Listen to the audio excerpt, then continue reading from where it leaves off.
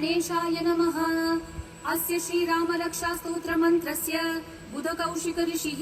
श्री सीतारामचन्द्रो देवता अनुष्ठुप् छन्दः सीताशक्तिः श्रीमद्हनुमान कीलकम् श्रीरामचन्द्र प्रीत्यर्थे जपे विनियोगः। अथ ध्यानम्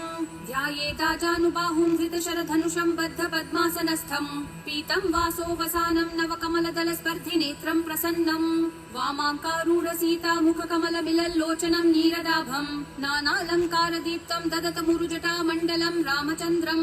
स्तोत्रं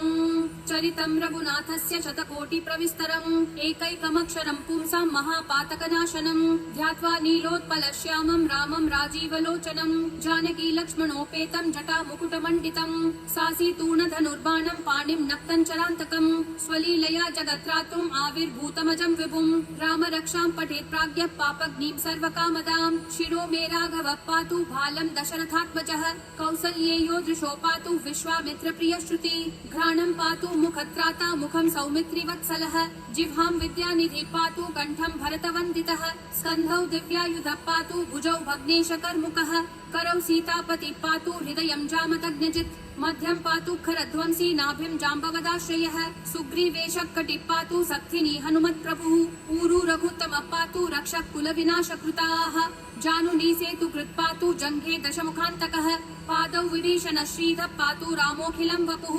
एतां रामबलोपेतां रक्षां यः सुकृती पठेत् सचिरायु सुखी पुत्री विजयी विनयी भवेत् पातालभूतलव्योमच्चारिणश्छद्मचारिणः न द्रष्टुमपि शक्तास्ते रक्षितं रामनामभिः रामेति रामभद्रेति रामचन्द्रेति वा स्मरन् नरौ न लिप्यते पापैर्भुक्तिं मुक्तिं च विन्दति जगज्जैत्रैकमन्त्रेण रामनाम्नाभिरक्षितं यः कण्ठे धारयेतस्य करस्था सर्वसिद्धयः वज्रपञ्जरनामेदं यो रामकवचं स्मरेत् अव्याहताद्याः सर्वत्र लभते जयमङ्गलम् आतिष्ठवान् यथा स्वप्ने राम रक्षामि मां हरः तथा लिखितवान् प्रातः प्रबुद्धो बुधकौशिकः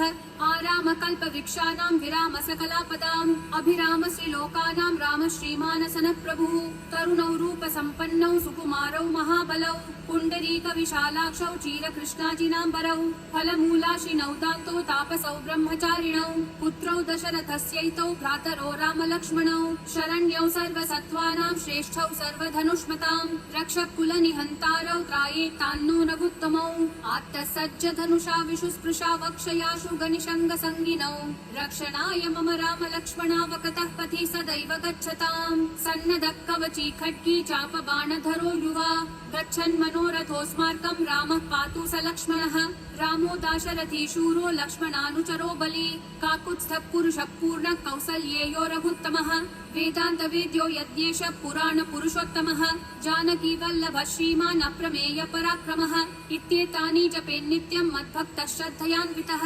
अश्वमेधाधिकं पुण्यं सम्प्राप्नोति न संशयः रामं दुर्वादलश्यामं पद्माक्षं पीतवाससं स्तुवन्ति नामभिर्दिव्यैर्न ते संसारिणौ नरः रामं लक्ष्मणपूर्वजं रघुवरं सीतापतिं सुन्दरं काकुत्स्थं करुणार्णवं गुणनिधिं विप्रप्रियं धार्मिकं राजेन्द्रं सत्यसन्धं दशरथतनयं श्यामलं शान्तमूर्तिं वन्दे लोकाभिरामं रघुकुलतिलकं राघवं रावणारिं रामाय रामभद्राय रामचन्द्राय वेधसे रघुनाथाय नाथाय सीतायाः पतये नमः श्रीराम राम रघुनन्दन राम राम श्रीराम राम भरताग्रज राम राम श्रीराम राम रणकर्कश राम राम श्रीराम राम शरणं भव राम राम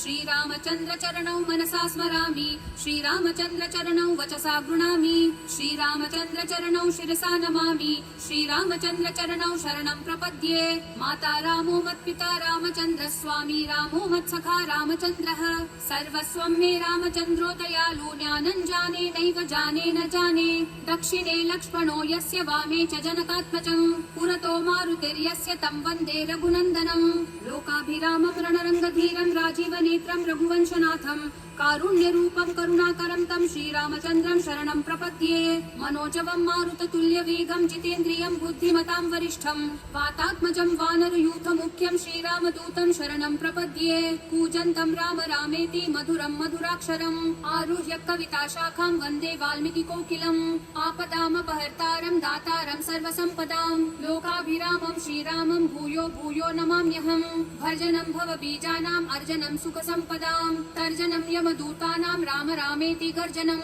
रामो राजमनिः सदा विजयते रामं रमेशं भजे रामेणाभिहता निशाचर चमू रामाय तस्मै नमः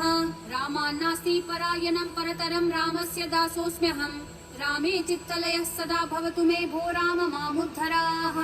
श्रीराम राम रामेति रमे रामे मनोरमे सहस्रनाम तत्तुल्यं राम नाम वरानने